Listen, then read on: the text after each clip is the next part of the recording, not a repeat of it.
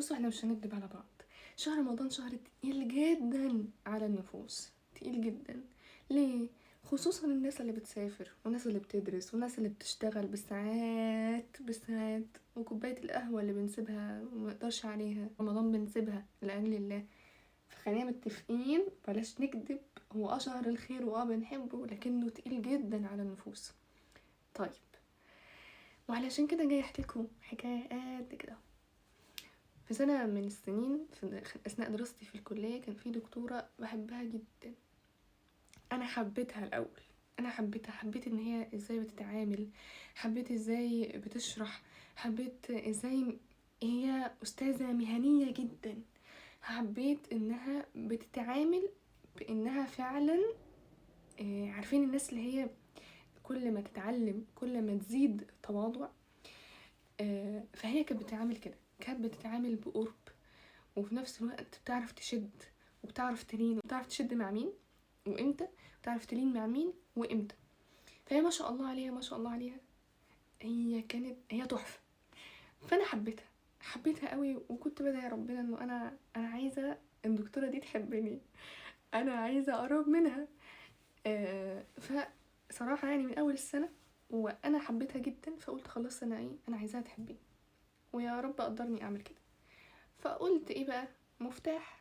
ايه المفتاح ان انا اكون صادقة واكون كويسة، واكون يعني اكون على طبيعتي انا ياسمين، من غير اي تصنع ومن غير اي التفافة لاي شيء خالص، غير ان انا فعلا اكون ياسمين المجتهدة اللي بتحاول. طيب، فقلت خلاص انا هجتهد في المادة دي. مادتها كانت صعبة قوي يا جدعان، والله العظيم المادة صعبة ماشي، لكن الدكتورة جميلة. وعلى فكرة ده مفتاح حلو قوي، انت لو دكتور كويس وبتتعامل مع الطلبة كويس بجد هما هينجحوا في مادتك عشان بيحبوك مش عشان المادة. فبجد المادة اللي انا كنت بدرسها دي المادة صعبة، فيها معلومات كتير قوي، مادة كثيفة وغنية زي ما بنقول ماشي، وممكن تشتغل بيها وتشتغل بيها شغل حلو قوي كمان. فانا قلت خلاص انا هجتهد في المادة دي، ولله الحمد لله الحمد ربنا وفقني. طبعا قبل اي حاجه انا كنت بدعي ربنا جدا ان الدكتوره تحبني وان انا انجح في الماده. فلله الحمد اول ترم جبت فيه امتياز، تاني ترم انا صراحه قصرت يعني حبه كده، فروحت جايبه جيد جدا مرتفع. المهم والله الدكتوره ما التفتتش صراحه لدرجاتي، لكن يعني التفتت لفكره ان ياسمين كانت بتحاول او كانت بتحاول تجتهد فعليا. و... وبجد الدكتورة انا وصلت الحمد لله للحاجتين، الدكتورة حبتني وانا نجحت في مادتها بتقديرات كويس، والحمد لله المادة لسه هنا، ولله الحمد ان شاء الله يعني ربنا يكرمني يمكن اشتغل بيها. الشاهد من الكلام، وانا ليه بحكي لكم القصة دي؟ علشان اقول لكم انه انا حبيت الدكتورة فحاولت، ولله المثل الاعلى. انت لما بتحب حد بتحاول تعمل الحاجة اللي انت شايفها هتقربك منه.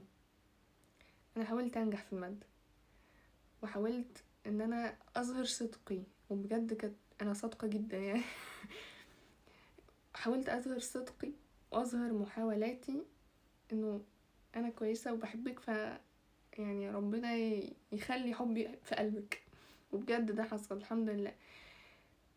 فهي دي نفس الفكرة ولله المثل الاعلى، انه لو دخلت على ربنا من باب المفروض ومن باب انك لازم تعمل كده ماشي، هتعمل كده مرة وهتعمل التانية، لكن في التالتة ممكن تقع او تحس بالتقل، سواء بقى من المرة الاولى او المرة التالتة تحس بالتقل.